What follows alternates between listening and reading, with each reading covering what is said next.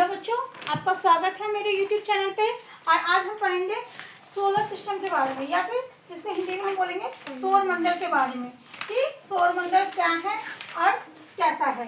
तो आप जानते हैं कि यूनिवर्स में बहुत सारे सोलर सिस्टम है और उस सोलर सिस्टम में हमारा एक सोलर सिस्टम है, ठीक है। तो उस सोलर सिस्टम में जो हमारा जो सोलर सिस्टम है उसका एक मेन मुखिया है, ठीक है, जिसको हम सन कहते हैं। अब सन के चारों तरफ जो प्लैनेट्स घूमते हैं उसको बोलते हैं कि हमारे जितने भी प्लैनेट्स हैं वो 8 हैं, ठीक है। अब इन प्लैनेट्स का क्या है कि इस प्लैनेट्स में क्या है कि आज जो हमारे सोलर सिस्टम के चारों तरफ जो प्लैनेट्स घूम रहे हैं उनका अपना एक ऑर्बिट है, मतलब अपनी एक स्थान है जिसपे वो चारों तरफ सन के घूम रहे हैं, ठीक है। तो पहले हम देखेंगे कि मान लीजिए ये हमारा सन है, ये हमारा सन है, तो इसके चारों तरफ अपने अपने ऑर्बिट पे हमारे सोलर सिस्टम घूम रहे हैं, ठीक है। तो हमारे सन के पास सबसे पास कौन सा है, तो सबसे पास है हमारा मरकरी, जिसको हम बुध बोलते हैं। सबसे पास हमारा मरकरी है जिसको हम बुध बोलते हैं। उसके बाद हमारा आता है वीनस, जिसको हम शुक्र बोलते हैं।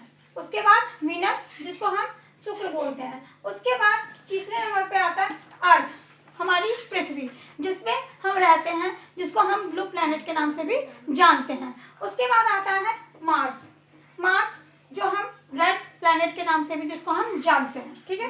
उसके बाद आता है हमारा जुपिटर, जिसको हम सबसे बड़े प्लैनेट के नाम से भी जानते हैं। उसके बाद आता है हमारा सैटर्न, सैटर्न जो है वो फेमस है अपने रिंग के लिए, इसकी रिंग जो है हमें बाहर से भी देखने को मिलती है। उसके बाद आता है हमारा यूरेनस, एंड देन सबसे लास्ट में हमारा आता है नेपच्यून। तो ये हमारे 8 प्लैनेट्स हैं जो हमारे सौर मंडल का हिस्सा है।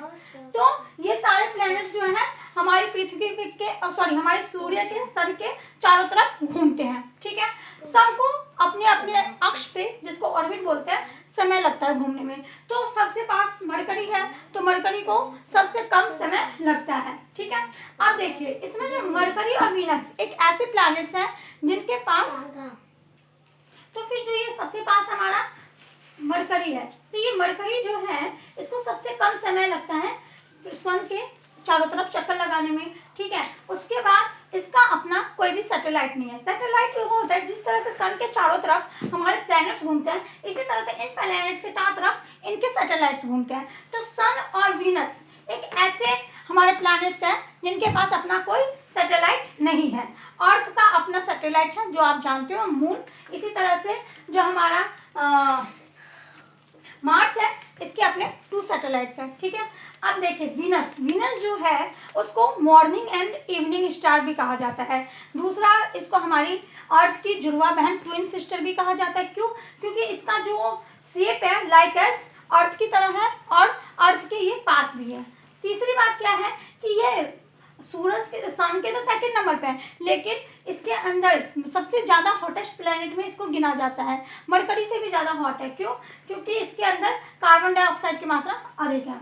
इसी तरह से देखेंगे हम कि जो अर्थ है हमारा ब्लू प्लैनेट है। ब्लू प्लैनेट का मतलब क्या है कि ब्लू का मतलब होता है, ब्लू को हम किससे कंसिस्ट करते हैं? वाटर से। और हमारे अर्थ में एक ऐसा अनोखा प्लैनेट है इन आंखों में जिसके पास वाटर है, जिसके ऊपर लाइफ है। मतलब अर्थ के अंदर 3/4 पार्ट पानी का है, ठीक है। अगर 1 पार्ट अगर इसका रहने की जगह है तो 3 पार्ट इसके वाटर है, ठीक है। और हमारे अर्थ ही एक ऐसा है जिसमें ऑक्सीजन गैस जो ह्यूमन के लिए या ह्यूमन की रहने के लिए या फिर कोई भी लिविंग थिंग्स को जिंदा रहने के लिए जो हमारे गैसेज होते हैं वो हमारे अर्थ में पाए जाते हैं। मार्स में अभी मतलब लाइफ के लिए खोज जारी है, और इसकी जो बहुत सारे लोगों का कहना है कि एक टाइम ऐसा था कि इस पर लाइफ था, लेकिन पक्का पता नहीं है। जुपिटर इतना बड़ा है, हमारे सौरमंडल का सबसे बड़ा है, जिसमें हमारे कम से कम 1300 अर्थ आ सकते हैं। सैटर्न के पास सबसे ज़्यादा, वैसे तो कभी कभी जुपिटर के पास भी हो जाते हैं, लेकिन फिलहाल सैटर्न के पास सबसे ज़्यादा सैटेलाइट्स हैं, ठीक है। उसके बाद हमारा सबसे ठंडा वाला हमारा प्लैनेट है, और सबसे लास्ट में हमारा नेपच्यून है, जिसको पृथ्वी के चक्कर लगाने में कई सौ साल लग जाते हैं।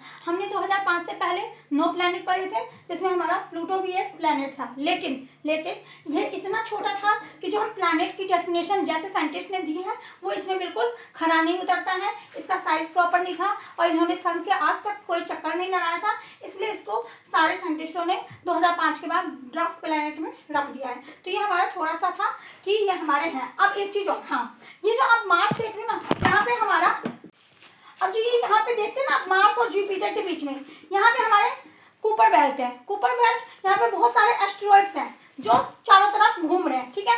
जब ये इसके अंदर में आते हैं ग्रेविटेशन से तो किसी भी प्लेनेट पे आके गिर जाते हैं। तो ये कुपर बेल्ट के आगे जितने भी हमारे प्लैनेट्स हैं वो सारे के सारे आउटर प्लैनेट्स में आते हैं, और इस कुपर बेल्ट से जितने भी प्लैनेट हैं वो सारे के सारे हमारे इनर प्लैनेट में आते हैं। अब ये इनर प्लैनेट क्या होते हैं? इनर प्लैनेट वो प्लैनेट होते हैं जो क्रस्ट से बने हैं, मतलब जिनकी खुद की जमीनें हैं, ठीक है। लेकिन जो ये आउटर प्लैनेट है इसके ऊपर कोई भी परत नहीं है, कोई भी जमीन नहीं है, ये सब कुछ गैस से बने हुए हैं। मतलब यहाँ पे ऊपर से लेकर अगर कोई चीज़ जाए तो सीधा बाहर निकल जाएगी, यहाँ पे ठहराव किसी चीज़ का नहीं है। और ये पूरे की पूरे गैस, मतलब जा ही नहीं सकते क्योंकि गैस इतनी जहरीली है, लेकिन ये पूरे के पूरे हमारे गैस से बने हैं। तो ये हमारा कुछ सोलर सिस्टम का था।